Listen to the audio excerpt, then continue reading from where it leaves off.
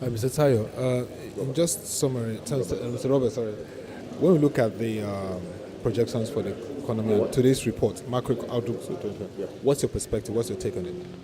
Well, I think it's basically underscoring most of what we've been talking about the Nigerian economy, the fact that we are here and how we got here in the first place, and efforts that have been put in place to take us out of this current economic conundrum.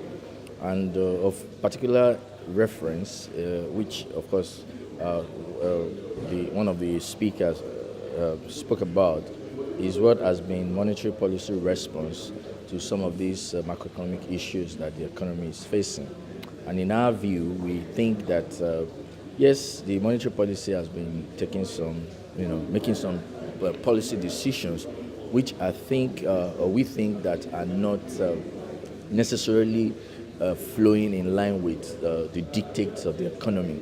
And we have often advocated that for an economy that is pro-business, then we also have to be pro-market.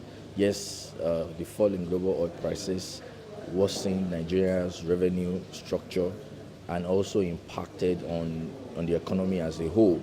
But our response has not been, our response to this particular situation has not been too, it's not been too positive when you check in line with what other commodity-dependent emerging and frontier markets have done, which is one of the reasons why we say that, yes, if we want to get out of this particular condition that we are in, we need to do things right. And doing things right means that we need to check our FX policy. We have countries, even countries within the emerging market who have been operating a current account deficit, for ages, and funds still find these economies attractive, to play. But one of the reasons why Nigeria has remained or kind of been secluded, we had earlier said that the economy we need to take some positive reforms, or you will see that we will remain relegated amongst the Committee of Nations. And one of these reforms will mean that we need to check our FX policy. Something is fundamentally wrong. Of course, the Monetary Policy Committee can say that they don't want to go the way of freely floating the currency. But before we got here, in the past, we had a managed floating system that did not create the room for the wide disparity we see between the parallel market and the official market. And so what the authority needs to do, even if they decide that they want to stick to a managed floating, but there are miscommunications, with the market or, with the stakeholders in the system.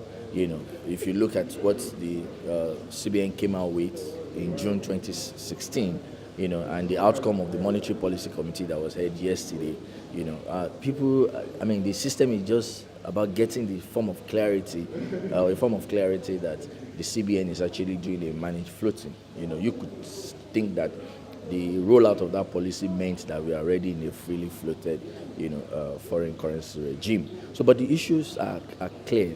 The issues will be that the policymakers need to be apt in their policy choices, and not just that, the way we communicate what we say we do must be very apt, but definitely something needs to give way in the currency market, because what we have currently is not what is befitting of an economy that is hoping to develop. Thank you very much, Mr. Roberts.